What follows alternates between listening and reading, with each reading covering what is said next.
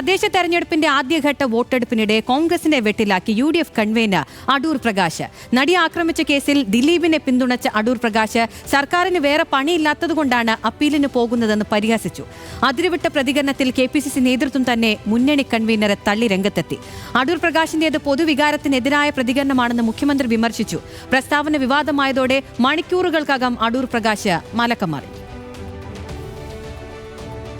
നടിയെ ആക്രമിച്ച കേസിൽ രാഷ്ട്രീയ കേരളവും സർക്കാരും പൊതുസമൂഹവും നടിക്കൊപ്പം നിലപാടെടുത്ത് തുടർ നടപടികൾ സ്വീകരിക്കാൻ ഒരുങ്ങുകയാണ് UDFനെ രാഷ്ട്രീയ പ്രതിസന്ധിയിലാക്കി കൺവീനർ അടൂർ പ്രകാശ് രംഗത്തെത്തിയത്. തദ്ദേശ തെരഞ്ഞെടുപ്പിൽ അടൂരിലെ സർക്കാർ LP സ്കൂളിൽ വോട്ട് ചെയ്ത ശേഷമായിരുന്നു ദിലീപ് അനുകൂല പ്രതികരണം. തികച്ചും സ്ത്രീവിരുദ്ധമായ പ്രതികരണത്തിൽ തനിക്ക് ദിലീപുമായി അടുത്ത ബന്ധമെന്നും അടൂർ പ്രകാശ് വ്യക്തമാക്കി. സർക്കാർ അല്ലെങ്കിലും അപ്പീൽ പോവുമല്ലോ. സർക്കാരിന് വേറെ ഒരു ജോലിയില്ലല്ലോ.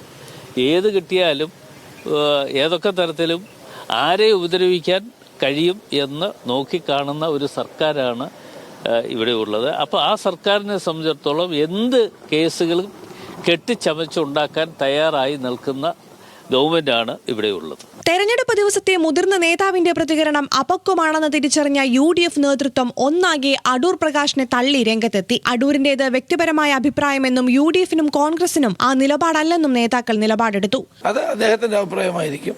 നമ്മൾ ആദ്യം മുതലേ സ്വീകരിച്ചത് അതിജീവിതയ്ക്ക് നീതി കിട്ടണം എന്നുള്ളത് തന്നെയാണ്. അതിന് ഞങ്ങളിതിന് വേട്ടക്കാരനൊപ്പം നിൽക്കേണ്ട കാര്യം. ഞങ്ങളെ സംബന്ധിച്ചിടത്തോളം സ്ത്രീകൾക്ക് നീതി കിട്ടുക, ഞങ്ങൾ എല്ലാ കാലത്തും സ്ത്രീ സ്വാതന്ത്ര്യത്തിനും സ്ത്രീകൾക്ക് നീതി കിട്ടാൻ വേണ്ടിയിട്ടുള്ള പ്രവർത്തനങ്ങൾക്ക് തന്നെ നേതൃത്വം കൊടുത്തിട്ടുള്ളൂ. നാളെ അങ്ങനെ ഉണ്ടാവുള്ളൂ. അദ്ദേഹത്തിന്റെ വ്യക്തിപരമായ അഭിപ്രായം മാത്രമാണ്. KPCC അത് അംഗീകരിക്കുന്നില്ല. പാർട്ടി നിലപാടാണ് മുതിർന്ന നേതാക്കൾ പറയേണ്ടതെന്ന് ഷാനിമോൾ ഉസ്മാൻ തുറന്നടിച്ചു. അടൂർ പ്രകാശിന്റെ പ്രസ്താവനയെ ഞാൻ 100% തള്ളിക്കളയുകയാണ്. സ്ഥാനത്തിരിക്കുന്ന നേതാക്കന്മാർ വ്യക്തത വരുത്തിക്കൊണ്ട് പാർട്ടിയുടെ അഭിപ്രായമാണ് പറയേണ്ടത്. അതിനപ്പുറമായി പറയുന്ന അഭിപ്രായങ്ങളെ ഒരു കാരണവശാലും മുഖവിലേക്ക് എടുക്കേണ്ട കാര്യമില്ല.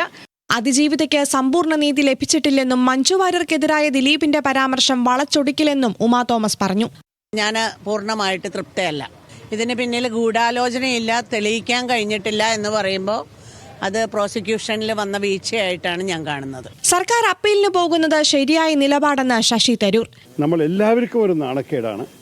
അതിന് എന്ത് പറ്റിയേ, എങ്ങനെയാണിത് പറ്റിയത്, ഇതിന്റെ പുറകെ വല്ലവരും ഉണ്ടായിരുന്നു, ഈ ചോദ്യങ്ങൾ ജനങ്ങളുടെ മനസ്സിലുള്ളപ്പോൾ സർക്കാർ അപ്പീൽ ചെയ്യണത് ശരി തന്നെയാണ്. അതിനെക്കാട്ട് കൂടുതൽ എനിക്ക് പറയാനുള്ള അവകാശമില്ല. തെരഞ്ഞെടുപ്പിനിടെ ഉണ്ടായ വിവാദത്തിൽ ഇടതുപക്ഷ നേതാക്കൾ അടക്കം കോൺഗ്രസിനെതിരെ രംഗത്തെത്തിയതോടെ കോൺഗ്രസ് പ്രതിരോധത്തിലായി. അടൂർ പ്രകാശിന്റെ പ്രതികരണം പാർട്ടി നിലപാടെന്നും പൊതുസമൂഹത്തിന്റെ വികാരത്തിന് എതിരെന്നും മുഖ്യമന്ത്രിയുടെ വിമർശനം.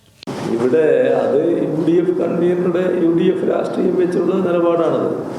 നമ്മുടെ പൊതുസമൂഹമൊന്നും അത്തരമൊരു പൊതുവിലയിരുത്തലാണ് എന്ന് തോന്നുന്നില്ല. പൊതുസമൂഹം ഈ കാര്യങ്ങളിൽ എല്ലാ ഘട്ടത്തിലും അതിജീവിതക്കൊപ്പം നിൽക്കുന്ന സമീപനമാണ് സ്വീകരിച്ചിട്ടുള്ളത്. വോട്ടിംഗ് ദിനത്തിലെ വെളിപാടിൽ വെട്ടിലായെന്ന് മനസ്സിലായതോടെ തിരുത്തി പറയാൻ നേതാക്കൾ സമ്മർദ്ദം ചെലുത്തി. KPCC അധ്യക്ഷൻ ഉൾപ്പെടെ വടിയെടുത്തതോടെ മണിക്കൂറുകൾക്കുള്ളിൽ നിലപാടിൽ മറുകണ്ഠം ചാടി അടൂർ പ്രകാശ് മാധ്യമങ്ങളെ കണ്ടു. വാക്കുകൾ വളച്ചൊടിച്ചെന്നും അതിജീവിതയ്ക്കൊപ്പമാണെന്നും UDF കൺവീനർ ആവർത്തിച്ചു പറഞ്ഞു. അതിജീവിതയ്ക്കൊപ്പമാണ് എന്ന് തന്നെ ഞാൻ പറഞ്ഞിട്ടുണ്ട്. ആദ്യം രാവിലെ പറഞ്ഞ എൻ്റെ പ്രതികരണത്തിൽ ഞാനത് കൃത്യമായി പറഞ്ഞിട്ടുണ്ട്. എന്തായാലും അതിജീവിതയോടൊപ്പം തന്നെയാണ് കോൺഗ്രസ് UDFും എന്ന് തന്നെ അത് വ്യക്തമാക്കി KPCC പ്രസിഡന്റ് പറഞ്ഞിട്ടുണ്ട്. അതുപോലെ മുതിർന്ന നേതാക്കന്മാരൊക്കെ തന്നെ പറഞ്ഞിട്ടുണ്ട്. എന്നോട് ചോദിച്ച അവസരത്തിലും ഞാൻ ഇത് തന്നെ പറഞ്ഞു. ഉത്തരവാദിത്തപ്പെട്ട സ്ഥാനത്തിരുന്ന് വ്യക്തിപരമായ അഭിപ്രായം പറയുന്ന അടൂർ പ്രകാശിന്റെ നിലപാട് മുൻപും പാർട്ടിക്ക് തലവേദനയായിട്ടുണ്ട്. വിവാദത്തിൽ അടൂരിനെ തള്ളി പാർട്ടിയെ പ്രതിരോധിക്കാനാണ് KPCC നീക്കം. വിവിധ ബ്യൂറോകൾക്കൊപ്പം ന്യൂസ് ഡെസ്ക്, ന്യൂസ് മലയാളം.